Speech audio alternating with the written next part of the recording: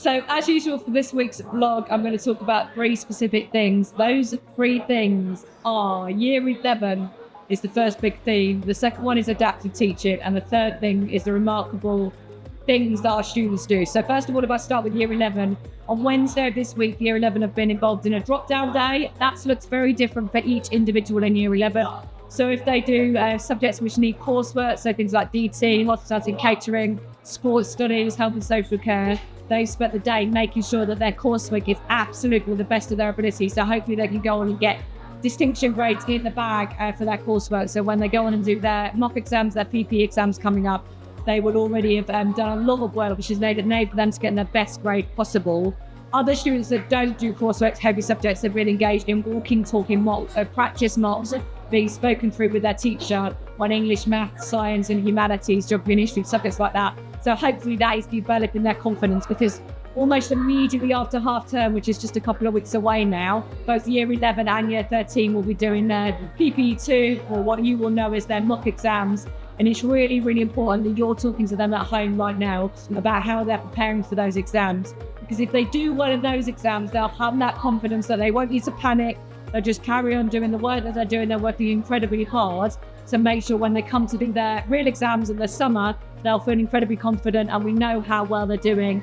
Linked to that, Year 11 about to start some intervention work, period 6s after school next week in certain subjects. Again, that's all designed to make sure that any gaps that they have in their knowledge or skills, the teachers will work with them to make sure that they get absolutely smashed those PPE exams. And that actually feeds in with my next area of topic. So the adaptive teaching I'm going to talk to you about now is something that you should hear us talking about in school all of the time. And it does link with what I've just said about Year 11 as well. So I said to you, Year 11 have all had a personalised drop-down programme today based on their individual needs. That is what adaptive teaching is. So all of our teachers are very well trained in how to meet the individual needs of students in their classes. So that means that every single person in the class has the teacher to change and adapt their teaching to meet their needs. Now, sometimes that applies to students with what we call special educational needs, so additional needs, and also where the school have recognised that they also need additional support. But equally, it can apply to everyone. So I just wanted you to recognise that in the school, working with the local authority in Hillingdon, we've done an incredible amount of work on making sure that we know the individual needs of young people, we know what some of their special needs are, and we work incredibly hard as a school to make sure every teacher is aware of those, but also, more importantly, every teacher knows how to adapt the teaching to make sure that that happens. And like I said, that very much applies to special needs, but it also applies for every young person. So when a teacher is moving around the room during a practice, they're very much thinking about what's going to get the most out of the education for that young person.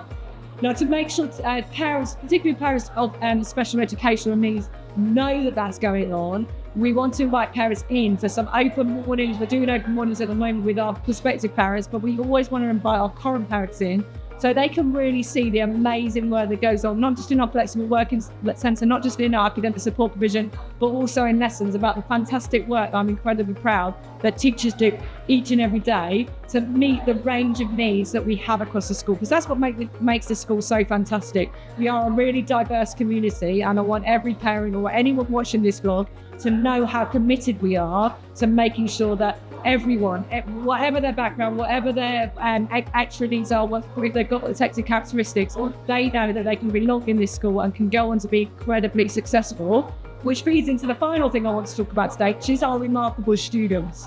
So our students literally wow me every day. That's with the small things. Walking over and across the playground just now, a young person asked me a question, I answered it, they were so polite, and I went on and said, go on and have an amazing lesson, and they said, you too. And that's something that just happens all the time. But it is those little things that I think make our school so special. I was also just talking to some PGCE students who are about to come in as part of their teacher training to this school, and they said they cannot believe how much they've compared this school to other schools they've visited recently, with how well the staff and the students welcome me. And there's nothing that makes me more happy than that, because that is the culture that we'll try to create. And linked to that, there is those little moments that make our students so fantastic, but it's also some of the amazing, larger, bigger projects that they engage in. I talk to you all the time about the charity events, the community service that some of our young people do to make a difference, not just at this school, but in society as a whole. And that leads me into Brett B, who's going to talk to you in a few moments about the challenges she's taken on to raise awareness about dementia and raise money for that charity. So I'll leave her to fill you in on the details, but that is just one example of the amazing things that our young people do that I hope you see at home as well. I hope you see in our community. And like I said, you'll hear more from me about how some of our parents of SEND children can come into the school and see and find out the amazing work we do. For now though, as always, I hope you've also had a great week. It's been a great week as always here. And I hope you have a lovely weekend, and I'll see you same time, same place next week. Thank you. Hi, my name is Brett and I'm a SIP promoter at UHS. I have decided to take on a big challenge of running the Royal Parks Half Marathon, 13th of October 2024. I'm doing this in support of Dementia UK, which is vital for helping support families of those who do have dementia. I'm planning on running fundraising activities within the school, which students and staff can take part in. Any donations made, big or small, will be huge support to those who are suffering with dementia.